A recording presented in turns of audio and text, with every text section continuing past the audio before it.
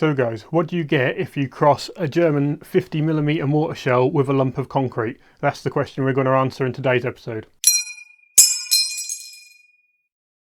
Alright guys, welcome back to the channel. So today we're going to be taking a look at this. This is a German improvised concrete mine.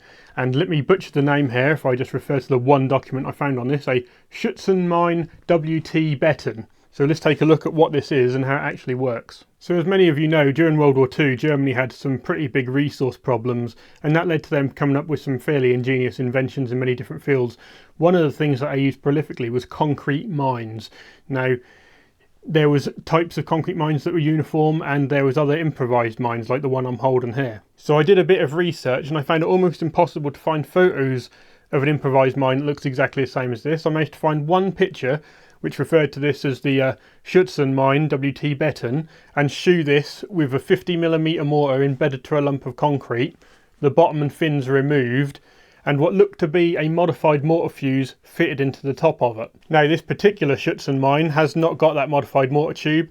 This has been thoroughly deactivated. They've bored a hole right through the middle of the concrete, way beyond what this would have originally had to the best of my knowledge, and they've put this little fuse on it. This is a Druck pressure fuse, so that would allow this to be embedded into the ground and used as a traditional mine.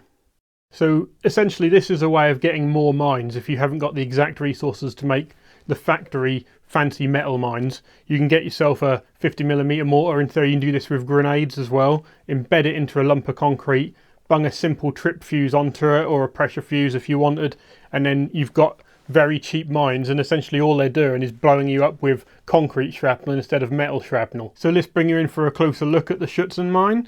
As you can see here, you got the fuse on the top of what remains of the 50mm mortar shell, and then this shell is embedded into this lump of concrete. That's bored out on the inside, so you'd have essentially a shell with its own explosive embedded inside the lump of concrete. Here you can see the big hole that's been left from the deactivation, and then he'd have the fuse fitted in the top. Now if you look on this particular shell, you can see that the threads for the fuse are very corroded and completely worn out. So I don't know what has happened to this one over the time, but I don't think you'd be able to actually connect a new mortar fuse to this even if you wanted to anymore. So this isn't the sort of military I normally cover on the channel here, but I saw this at a military fair and I'd never come across this type before. Come across the mass-produced, like very generic types of concrete mines that were built whilst they were building the bunkers using the leftover concrete. But this type I'd never seen before. There's a couple of them on a table, two completely different sizes. And I've actually picked this up for my friend Mark over at Discover D-Day, who you've seen on the channel before. So if you'd like to see more of his stuff, do go onto Facebook and search for Discover D-Day and Mark will pop right up. So hopefully you've found this interesting. I just want to do a quick little video on this because Mark will be coming and collecting this later on today. Obviously this is completely deactivated. There's no chance of this ever doing anything again. You'd have to refill it with explosives and then work on fuse and all that stuff. So there's nothing to worry about there. It's just a educational piece or a collector's item.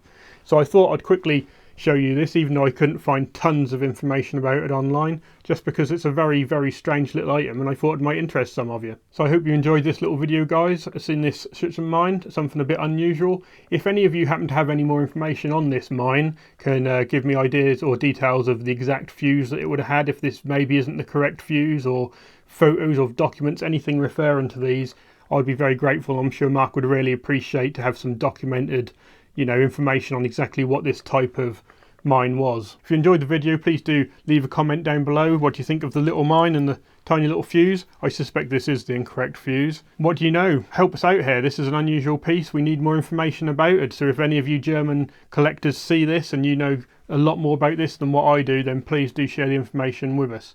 So leave a comment down below. I'll speak to you guys again soon.